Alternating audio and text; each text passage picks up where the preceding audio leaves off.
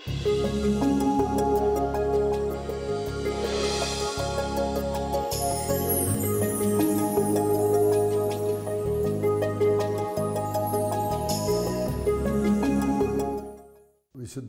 ലൂക്കോസ് എഴുതിയ സുവിശേഷം 1-ാം അധ്യായം 39 മുതൽ 56 വരെയുള്ള തിരുവചനങ്ങൾ.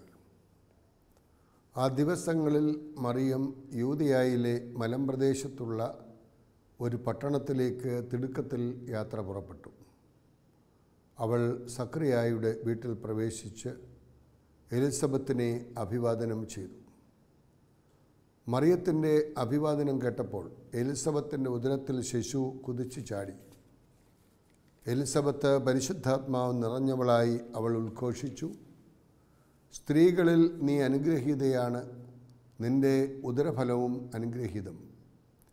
എൻ്റെ കർത്താവിൻ്റെ അമ്മ എൻ്റെ അടുത്ത് വരുവാനുള്ള ഈ ഭാഗ്യം എനിക്ക് എവിടെ നിന്ന്?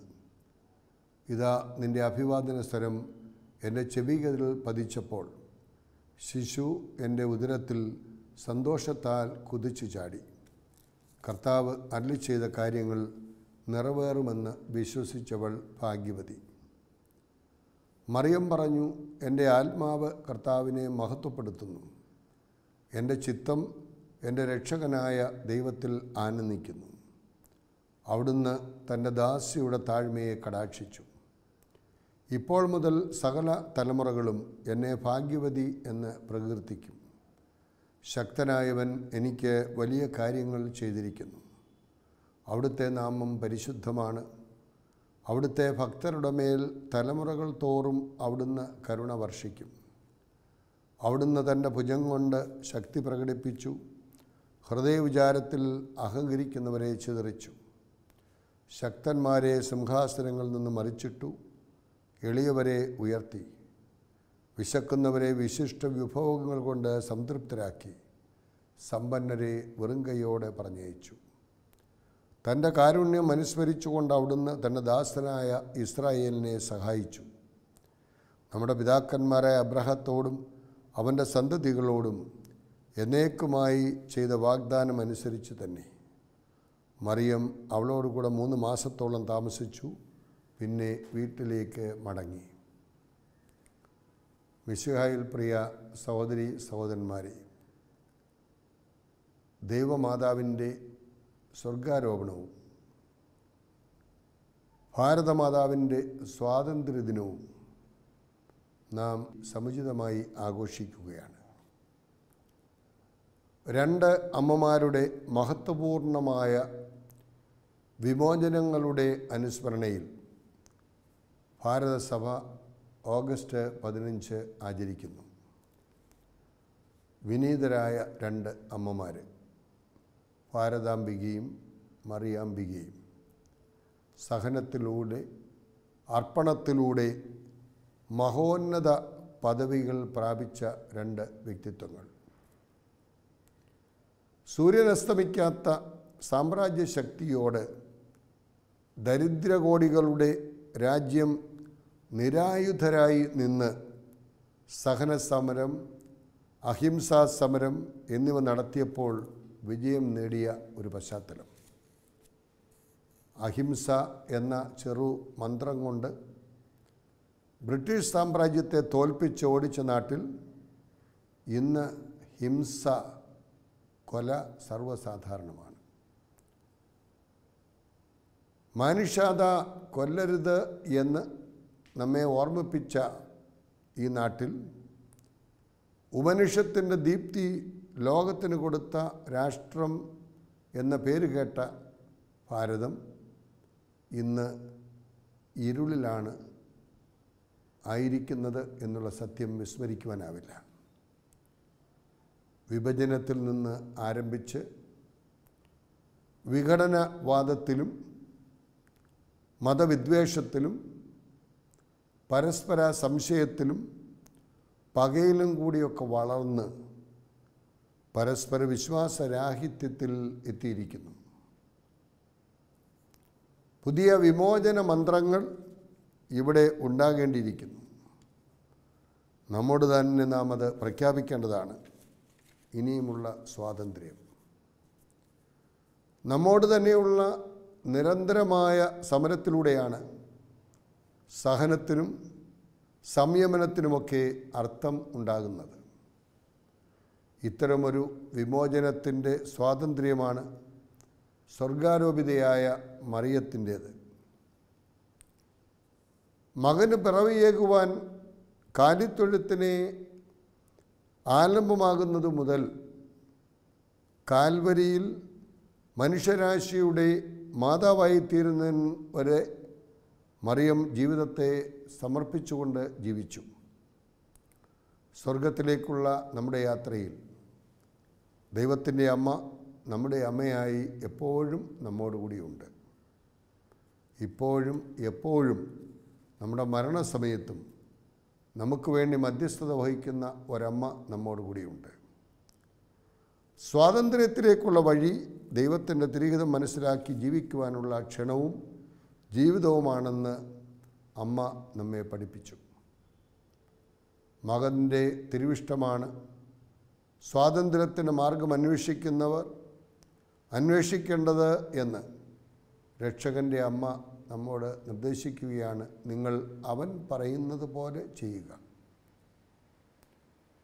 ജനനിയും ജന്മഭൂമിയും സ്വർഗത്തേക്കാൾ വലുതെന്ന് പ്രഖ്യാപിച്ച ഭാരതഭൂമിയിൽ മാതൃത്വം ഇന്ന് വിലയില്ലാതായി. ജന്മം തന്ന മാതാപിതാക്കൾ ഇന്ന് മക്കളാൽ ഉപേക്ഷിക്കപ്പെട്ട് വൃദ്ധസദനങ്ങളിൽ ഏകാന്തതയിൽ ഒറ്റപ്പെടലിൽ സ്നേഹരാഹിത്യത്തിൽ ഒക്കെ ജീവിക്കുന്ന സാഹചര്യം. സഹോദരിമാർക്ക് ഇന്നിവിടെ സ്വൈര്യസഞ്ചാരം പോലും പേടി സ്വപ്നമായി മാറി. പുണ്യഭൂമിയെന്ന് ലോക സംസ്കാരം വിലമതിച്ച ഭാരതം സ്ത്രീത്വത്തെ പിച്ചിച്ചിന്തുന്നു. ദളിത്, പിന്നോക്ക വിഭാഗങ്ങൾ എന്നിവ ചൂഷണത്തിനും വിവേചനത്തിനും ഇരയായിത്തീരുന്നു. മഹാകവി രവീന്ദ്രനാഥ് ടാഗോർ നടത്തിയ ആ സ്വാതന്ത്ര്യത്തെക്കുറിച്ചുള്ള വിഭാവന എന്ന് സംലഭ്യമാക്കുവാൻ നമുക്ക് കഴിയും. ഈശ്വര, എവിടെ മനുഷ്യൻ ശിരസുയർത്തി അഭിമാനത്തോടെ നിൽക്കുന്നുവോ, ഈശ്വര, എവിടെ മനുഷ്യൻ്റെ മനസ്സിൽ ഭയമില്ലാത്ത ഒരവസ്ഥയിൽ ജീവിക്കുവാൻ കഴിയുന്നുവോ, ആ മഹത്തായ രാജ്യത്തേക്ക് എന്നെയും എൻ്റെ ജനത്തെയും ഉണർത്തണമേ എന്ന് ടാഗോർ പ്രാർത്ഥിക്കുകയുണ്ടായി. Where the head is held high, where the mind is free from fear, into that heaven of freedom my father, let my country awake. ഈ രാജ്യം അഭിമാനത്തോടുകൂടി ശിരസ്സുയർത്തി നിൽക്കുന്ന പൗരന്മാരുടെ രാജ്യമാക്കി മാറ്റുവാൻ നമുക്ക് കഴിയുന്നുണ്ടോ? ഇവിടെ ഭയമില്ലാത്ത ഒരവസ്ഥയിൽ കണ്ടുമുട്ടുന്ന ആളുകളെ ഭയത്തോടെ കാണുന്ന ഒരവസ്ഥയിൽ പ്രത്യയശാസ്ത്രങ്ങളുടെയും മത തീവ്രവാദത്തിൻ്റെയും വിഘടനവാദത്തിൻ്റെയും ഒക്കെ പശ്ചാത്തലത്തിൽ മനുഷ്യത്വം അംഗീകരിക്കാതെ സ്വാർത്ഥതയിൽ ജീവിക്കുന്ന ഒരു സമൂഹത്തിന് എവിടെയാണ് സ്വാതന്ത്ര്യം എന്ന് ചോദിക്കുമ്പോൾ അവിടെയാണ് പരിശുദ്ധ അമ്മയുടെ പരിപൂർണമായ സ്വാതന്ത്ര്യം എന്താണെന്ന് നമ്മെ ഓർമ്മിപ്പിക്കുന്ന സത്യം മനസ്സിലാക്കുവാൻ നമ്മെ ക്ഷണിക്കുന്നത്. ലൂക്കോസിൻ്റെ സുവിശേഷം 1-ാം അധ്യായം 39 മുതൽ 56 വരെയുള്ള വാക്യങ്ങളിൽ അതിനെ നമുക്ക് രണ്ടായിട്ട് കാണാൻ കഴിയുന്നു. ഒന്ന്, പരിശുദ്ധ അമ്മ എലിസബത്തിനെ സന്ദർശിക്കുന്ന ഭാഗം 39 മുതൽ 45 വരെയുള്ള വാക്യങ്ങൾ. രണ്ടാമത്തത് മറിയത്തിൻ്റെ സ്തോത്രഗീതം 46 മുതൽ 56 വരെയുള്ള വാക്യങ്ങൾ. ഒന്നാമത്തെ ഭാഗത്ത് മറിയം പൂർണ്ണമായും നിശബ്ദയാണ്. സംസാരിക്കുന്നത് പൂർണ്ണമായും എലിസബത്താണ്. അപ്പോൾ നിശബ്ദയായി നിന്നുകൊണ്ട് എലിസബത്തിൻ്റെ ഭവനത്തിലേക്ക് കടന്നു ചെല്ലുന്ന അമ്മ എലിസബത്തിനെ ശുശ്രൂഷിക്കുവാനാണ് ചെന്നിരിക്കുന്നത്.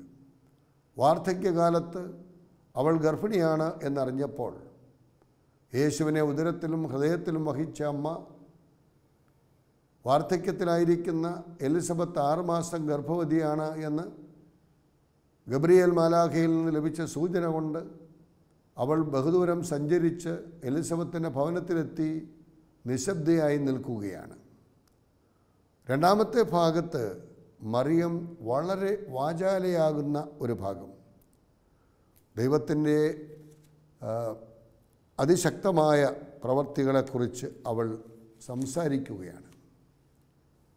മറിയം എലിസബത്തിനെ സന്ദർശിക്കുന്ന ഭാഗത്ത് എലിസബത്തിൻ്റെ സംസാര വിഷയം മറിയമാണ്. പ്രധാനമായും അത് 2 വിശേഷണങ്ങളിലൂടെയാണ് എലിസബത്ത് അവതരിപ്പിക്കുന്നത്. ഒന്ന്, ഭാഗ്യവതിയായ മറിയം. 2, എൻ്റെ കർത്താവിൻ്റെ അമ്മ, എൻ്റെ അടുത്ത് വരുവാനുള്ള ഈ ഭാഗ്യം എനിക്കിവിടെ നിന്ന്. അപ്പോൾ ഭാഗ്യവതി എന്നും കർത്താവിൻ്റെ അമ്മ എന്നും അഭിസംബോധന ചെയ്തുകൊണ്ട് എലിസബത്ത് നടത്തുന്ന ആ പ്രസ്താവനകൾ പരിശുദ്ധ അമ്മയെ സംബന്ധിച്ചിടത്തോളം ഏറെ ധന്യമായ ഒന്നാണ്. ഭാഗ്യവതി എന്ന് 2 പ്രാവശ്യമാണ് എലിസബത്ത് എടുത്തു പറയുന്നത്. ഭാഗ്യവതി എന്ന വിശേഷണ പദത്തിൻ്റെ നടുവിൽ കർത്താവിൻ്റെ അമ്മ എന്ന വിശേഷണം കൂടി ഉപയോഗിക്കുന്നുണ്ട്. അങ്ങനെ ഭാഗ്യത്തിൻ്റെ സ്രോതസ് എന്താണെന്ന് സൂചന നൽകുകയാണ്. ദൈവത്തിൻ്റെ അമ്മയായി തിരഞ്ഞെടുക്കപ്പെട്ടു എന്നതാണ് മറിയത്തിൻ്റെ ഭാഗ്യത്തിൻ്റെ ആധാരം. കർത്താവിൻ്റെ അമ്മ, ദൈവത്തിൻ്റെ അമ്മയാകുവാൻ ദൈവത്താൽ തിരഞ്ഞെടുക്കപ്പെട്ടവൾ. ഈ പദപ്രയോഗത്തിൻ്റെ സവിശേഷതയിലൂടെ എലിസബത്ത് സൂചിപ്പിച്ച സ്രോതസ്സിനെ പറ്റി മറിയം തൻ്റെ സ്തോത്രഗീതത്തിൽ എടുത്തു പറയുകയാണ്. മറിയം തൻ്റെ അമ്മയുടെ ഉദരത്തിൽ അമലോത്ഭവയായി രൂപാന്തരപ്പെട്ടു. മറിയം ദൈവപരിപാലനയിൽ നിത്യകന്യകയായി സംരക്ഷിക്കപ്പെട്ടു. അതുകൊണ്ടാണ് സഭാപിതാക്കന്മാർ നമ്മെ ഓർമ്മിപ്പിക്കുന്നത്, ജീവിച്ച കാലഘട്ടത്തിലും യേശുവിന് ജന്മം നൽകിയ കാലഘട്ടത്തിലും അതിനുശേഷവും പരിശുദ്ധ അമ്മ കന്യകയായി തന്നെ നിലകൊണ്ടു എന്ന്.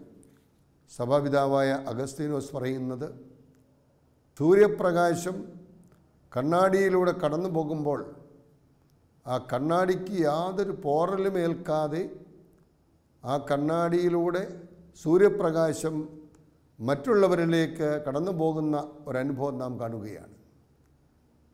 യേശുക്രിസ്തുവിന് ജന്മം നൽകിയപ്പോഴും അതേപോലെ ഉദ്ധിതനായ യേശു തമ്പുരാൻ കതകുകൾ അടച്ചിരുന്ന ശിഷ്യന്മാരുടെ മധ്യത്തിലേക്ക് കടന്നു വന്നപ്പോഴുമൊക്കെ ഒരു മാറ്റവും അവരിൽ സംഭവിക്കുന്നില്ല.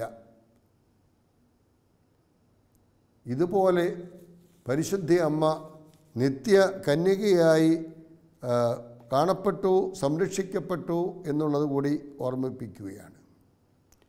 കുരിശിൽ മരിച്ച യേശു കുരിശൻ ചുവട്ടിൽ വച്ച് മറിയത്തെ ശിഷ്യന്മാരുടെ സഭയുടെ അമ്മയായി നൽകുകയാണ് സ്നേഹത്തിൻ്റെ ശിഷ്യനായ യോഹന്നാനിലൂടെ. ഇതാ നിൻ്റെ അമ്മ. മറ്റൊരു വ്യക്തിക്കും ലഭിക്കാത്ത വലിയ ഒരു ഭാഗ്യമാണ് മറിയത്തിന് ദൈവം നൽകിയത് അവളുടെ സ്വർഗാരോപണത്തിലൂടെ. ഈ ഭാഗ്യങ്ങളുടെയെല്ലാം അടിസ്ഥാനം ദൈവത്തിൻ്റെ അമ്മയായി തിരഞ്ഞെടുക്കപ്പെട്ടു എന്നതാണ്. യേശുവിൻ്റെ യോഗ്യത മറിയത്തിന് മുൻകൂട്ടി നൽകിയതുകൊണ്ടാണ് അവൾ അമലയായി ജനിച്ചത്.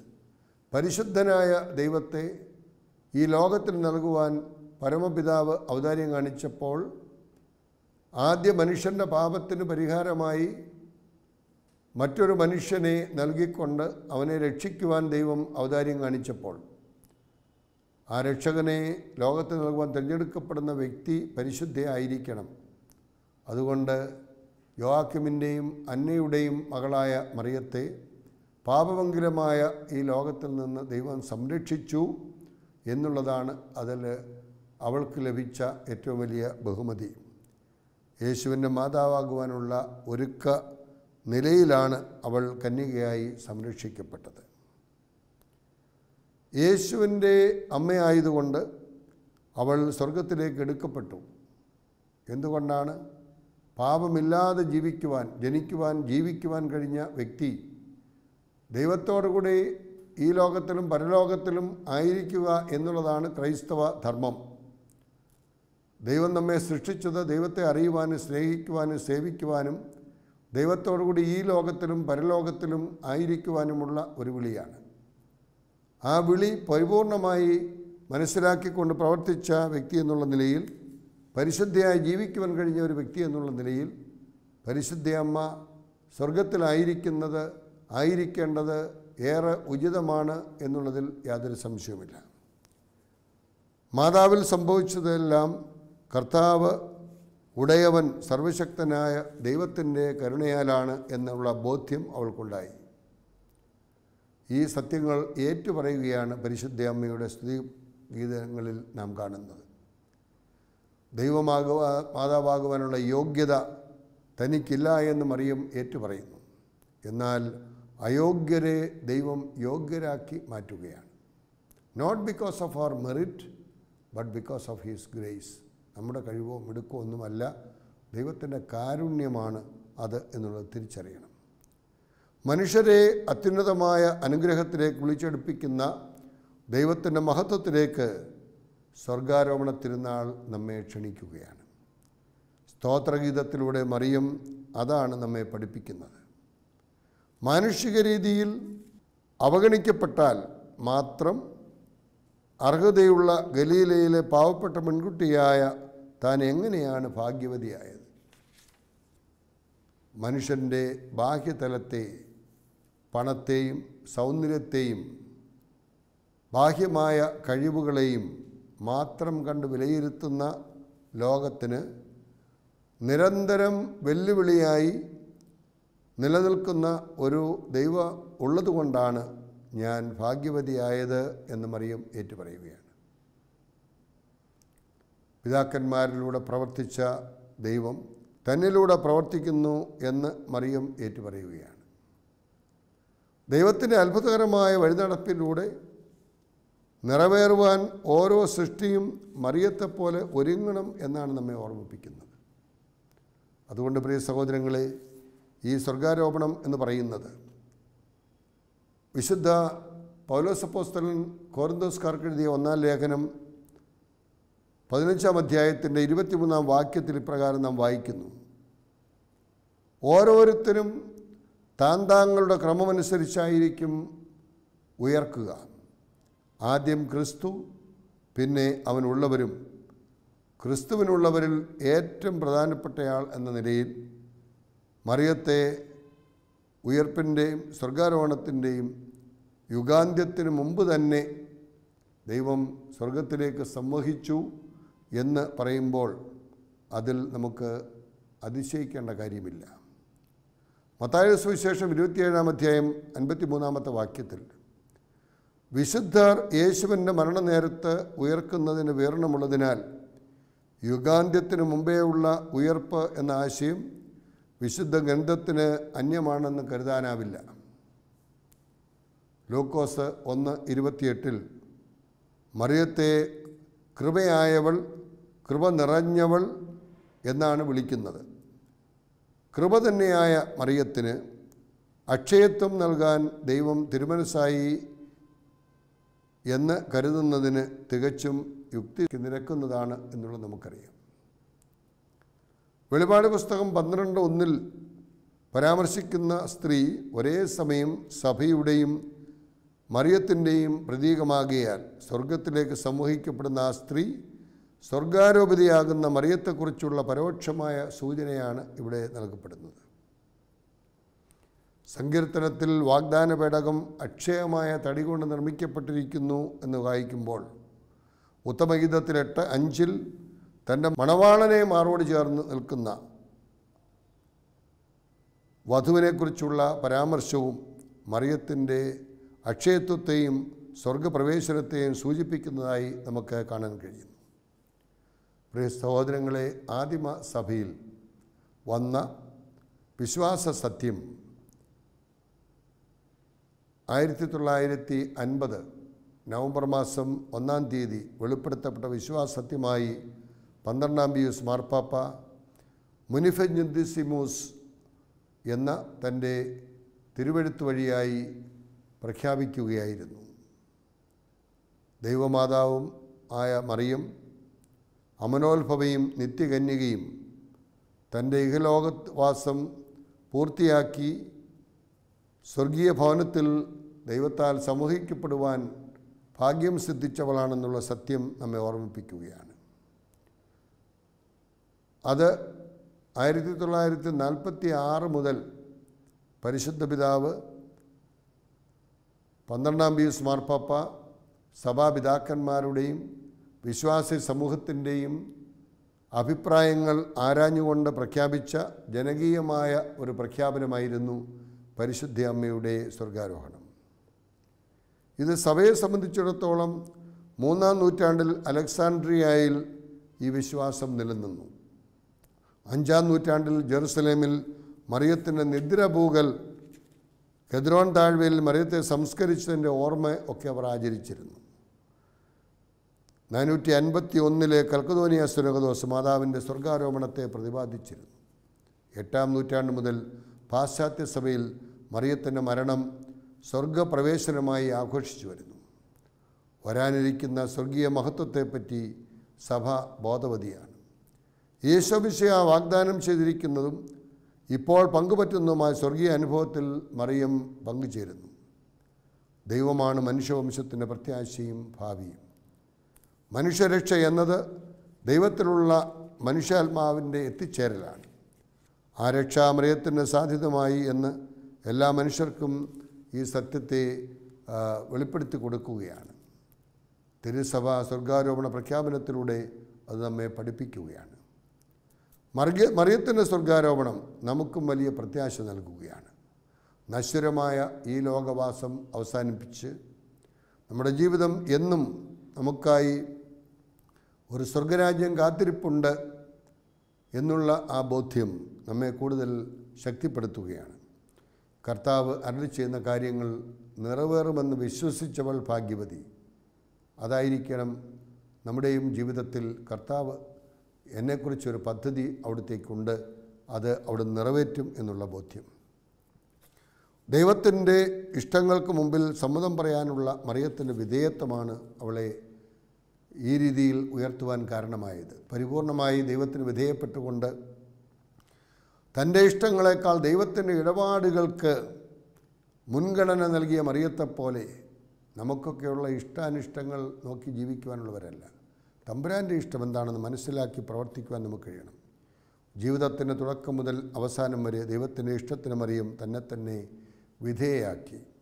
മരണത്തിന് അപ്പുറം ജീവിതമുണ്ടെന്ന് സ്വർഗാരോപണവും അടിമത്വത്തിന് അപ്പുറം ഒരു സ്വാതന്ത്ര്യമുണ്ടെന്ന് ഭാരതത്തിൻ്റെ സ്വാതന്ത്ര്യവും നമ്മെ ഓർമ്മപ്പെടുത്തുന്നു. മനുഷ്യൻ ജീവൻ്റെ മൂല്യത്തെയും മഹത്വത്തെയും പ്രകീർത്തിക്കുന്നതാണ് മറിയത്തിൻ്റെ സ്വർഗാരോഹണം. അമ്മയും സഹോദരിയുമായ മറിയം സ്വർഗപ്രാപ്തിയായി എന്നത് ഓരോ വിശ്വാസിയും കാത്തിരിക്കുന്ന സ്വർഗീയ പ്രത്യാശയാണ്. ഓരോ വ്യക്തിയുടെയും ശരീരവും ആത്മാവും വിലപ്പെട്ടതാണെന്ന് സ്വർഗാരോപണം നമ്മെ പഠിപ്പിക്കുന്നു. സ്വർഗത്തെക്കുറിച്ചുള്ള അവബോധം നഷ്ടപ്പെട്ടതാണ് പാപകരമായ ജീവിതം തുടരുവാൻ മനുഷ്യൻ മുതിരുന്നത്. മനുഷ്യൻ്റെ ഇന്ദ്രിയങ്ങളെക്കാൾ ലോകക്രമത്തിലേക്ക് തിരിയുമ്പോൾ സ്വർഗീയ കാര്യങ്ങളിൽ നിന്ന് അകലുകയാണ്. അങ്ങനെ അകലുവാനുള്ളവരല്ല നാം. പിന്നെയോ ദൈവത്തോടു കൂടി ഈ ലോകത്തിലും പരലോകത്തിലും ആയിരിക്കുമ്പോൾ നാം ജീവിക്കുന്ന ഭൂപ്രദേശം ദൈവത്തിൻ്റെ സ്വാതന്ത്ര്യത്തിലേക്ക് തൻ്റെ മക്കളെ നയിക്കുവാൻ പര്യാപ്തമായ ഒന്നായിത്തീരണം. ഭാരതത്തിൻ്റെ സ്വാതന്ത്ര്യ വാർഷികം ആഘോഷിക്കുമ്പോൾ, പരിശുദ്ധ അമ്മയുടെ സ്വർഗാരോപണ പെരുന്നാൾ ആഘോഷിക്കുമ്പോൾ പൂർണ്ണമായ സ്വാതന്ത്ര്യത്തോടു കൂടി, ദൈവമക്കളുടെ സ്വാതന്ത്ര്യത്തോടു കൂടി ഈ ലോകത്തിലും പരലോകത്തിലും ആയിരിക്കുവാൻ നമ്മെ ഏവരെയും തമ്പുരാൻ വാഴ്ത്തി അനുഗ്രഹിക്കട്ടെ.